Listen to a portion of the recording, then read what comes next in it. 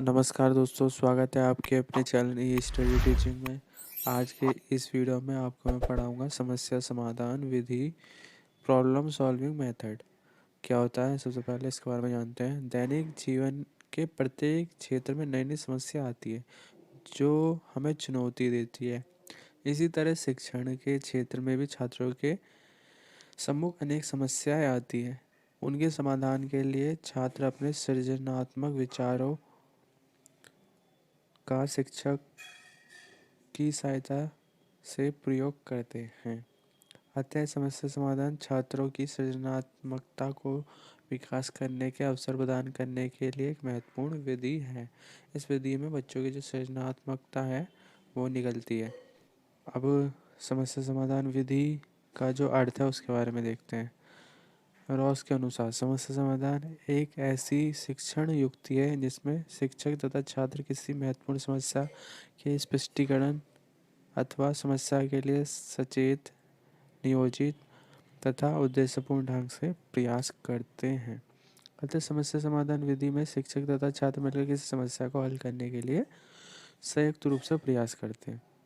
इस विधि में शिक्षक निर्देशक का कार्य करता है तथा छात्र समस्या समाधान से संबंधित सामग्री जुटाते हैं। वे शिक्षक की सहायता से सामग्री का विश्लेषण करके निश्चित परिणाम पर पहुंचते हैं।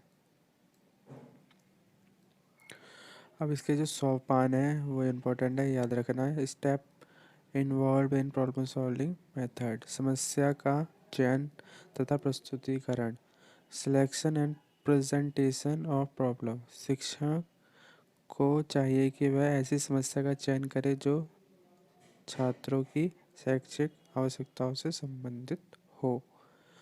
समस्या का प्रस्तुतिकरण इस ढंग से हो कि छात्र उसमें रुचि ले तथा उसे चुनौती के रूप में स्वीकार करे।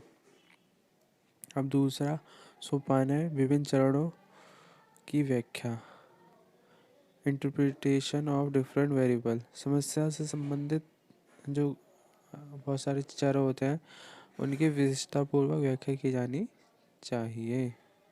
और इसके बाद तीसरा सोपान परिकल्पनाओं का निर्माण, फॉर्मुलेशन ऑफ हाइपोथेसिस। समस्या से जो जुड़े हुए सोपान है संभावित समाधानों से संबंधित परिकल्पनाओं का निर्माण किया जाना चाहिए जिसके आधार पर आगे के सोपानों का निर्धारण होता है।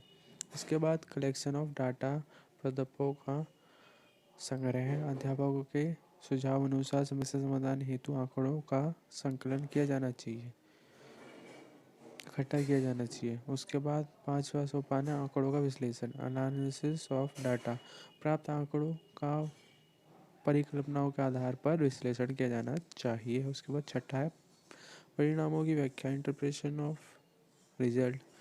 विश्लेषण से प्राप्त परिणामों की व्याख्या की जाती है। और सातवां है परिणामों के निष्कर्ष तथा सत्यापन, conclusion and verification of result. अंतिम सोपानों के परिणाम के आधार पर निष्कर्ष निकाले जाते हैं तथा परिणामों की वैधता का आकलन अन्य अध्ययनों के आधार पर किया जाता है। ठीक है, तो ये थे 7 सोपान। अब हम पढ़ते हैं समस्या समाधान विधि के लाभ, क्या फ़ायदे हैं, ये भी इम्पोर्टेंट है। Merit of problem solving method, छात्रों को शिक्षक के साथ लोकतांत्रिक व्यवहार वातावरण में कार्य करने के अवसर मिलते हैं इसमें, एक तो ये फ़ायदा है। दूसरा फायदा समस्या का समाधान शिक्षक तथा छात्र समूह में रहकर मिलजुल कर करते हैं, अतः सहयोग करने की भावना का विकास होता है। इससे कोऑपरेशन बढ़ता है, सहयोग बढ़ता है, एक दूसरे की मदद करता है। उसके बाद तीसरा है समस्या समाधान उच्च स्तरीय बौद्धिक प्रक्रिया है, अतः इसमें छात्रों की बौद्धिक क्षमता का विकास होता है, जो बौद्धिक मेंटल एबिलिटी है वो। अब चौथा लाभ है छात्रों में वैज्ञानिक दृष्टिकोण का विकास होता है तथा उनमें अन्वेषणात्मक क्षमता का विकास भी होता है। तो वैज्ञानिक ढंग से वे सोचते हैं कि इसका हल क्या होगा। इस विधि में छात्र करके सीखता है, कोई समस्या है उसको वो खुद हल करके सीखता है। तय अधिगम कर्ता का जो अधिगम है वो स्थायी होता है। अब छठा है, जब समस्या समाधान की प्रक्रिया में नए नए विचारों का सृजन होता है तथा अनोखे परिणाम प्राप्त होते हैं तो छात्रों को अपनी सृजनात्मक क्षमता की अनुभूति का अवसर प्रदान प्राप्त होता है कि हम भी सृजन कर सकते हैं, उनको ये लगता है। उसके बाद सातवां है, समस्या का समाधान होने पर उनको आत्मसंतुष्टि भी होती है। जैसे कि हम कोई सॉल्व करते हैं क्वेश्चन, तो वो क्वेश्चन सॉल्व करने के बाद हमें लगता है कि हाँ हम ये क्वेश्चन कर सकते हैं, तो आत्मसंतुष्टि होती है तथा प्रोत्साहन भी मिलता है कि अगली बार जैसे ही वही क्वेश्चन मिल जाए तो हम जल्दी से कर लेते हैं, जिससे वे अन्य समस्याओं का समाधान करने के लिए अधिक उत्साह के साथ तत्पर हो जाते हैं, रेडी हो जाते हैं। तो ये था टॉपिक समस्या समाधान विधि। ये टॉपिक कैसा लगा आप कमेंट में लिखिए, और वीडियो पसंद आई तो लाइक करें, इस वीडियो को शेयर करना ना भूलें।